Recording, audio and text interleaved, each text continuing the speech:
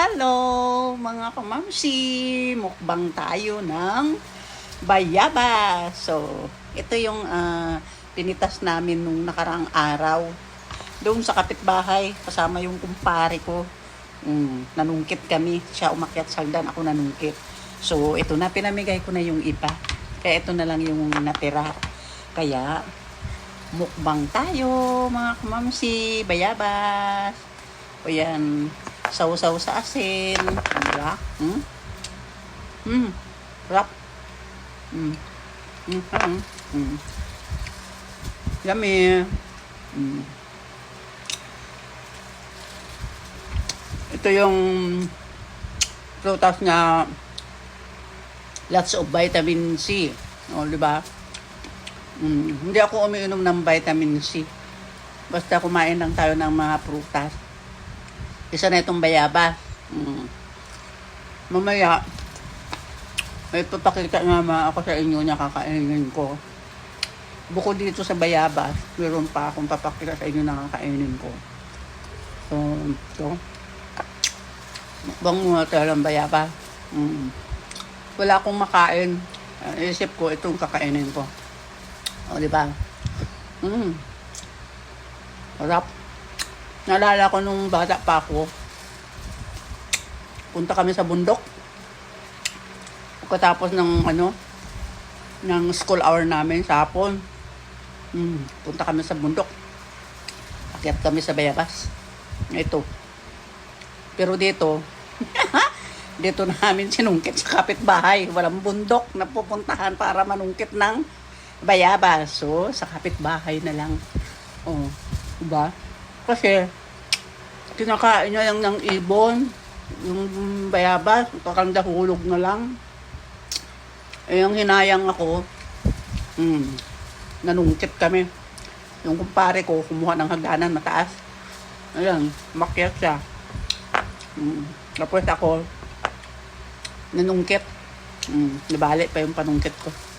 Dahil dito sa bayabas ko to. Diba? Yummy. Pasensya na kayo. Mukhang naglalaway kayo. So, ipakita ko ulit yung kung ano yung kakainin ko ulit. Kaya, bye muna. Ayan mga kamapsi, I'm back. So ito yung sinasabi ko sa inyo kanina na may ipapakita ko sa inyo na kakainin ko ulit. Ito ang papaya. Ayan. Marami po akong kinakain kahit ano na lang. O, diba? So, tikman nga natin itong papaya kung matamis. Rap. Yummy. Hindi na kailangan i-slice. Mukbang at kagatin. Sarap. Hindi siya masyado matamis. Tamtaman lang. Kaya, ligtas si metformin at saka si diabetic. Kasi hindi siya masyado matamis. Diba? Hindi na kailangan anong ganito na lang. Kailangan tanggalin ng balat.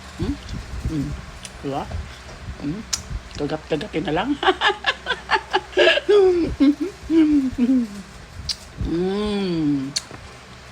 Sarap.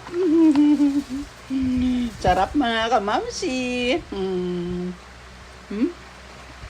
O, diba? Masarap pag malamig. Pag galing sa ref. Sarap-sarap. Bago tayo kumuha ng kanin, magpapak muna tayo ng mga prutas. Ito yung ginagawa ko. Bago kumain ng kanin, kumakain muna ako ng mga prutas. Para kunti na lang yung kainin kong kanin. Kasi busog na ako ng mga prutas. Diba? Yummy. Ayan. So, meron na naman ulit ako ipapakita sa inyo na kakainin ko. Mukbang tayo ngayon mga kamamsi. Kaya, bye muna. Yes, mga kamamsi, I'm back. So ito na naman ang imukbang natin, ang hinog na saging saba. O, di ba? Ito yung mga kinakain ko mga kamamsi. Kaya konti na lang yung kain kong kanin. So, ito, let's start. Wow! Ito yung mga prutas na mga kinakain ko bago ako kumain ng rice. O, di ba? Sarap. Mukbang na mukbang. O, di ba? Sarap mga kamamsi. Dalawang piling itong binili ko sa bayan. Hilaw pa to eh. Tapos kinabukasan ito na hinog na agad. Ang bilis mahinog. Mura sa bayan. Doon ko to binili kasi napadaan ako. Hazard lang sa sasakyan. Ayan, di ba? So, ito pa nilagang saba. Ito hilaw, ito nilaga. So, mamaya naman natin ito imukbang ang nilaga. Diba?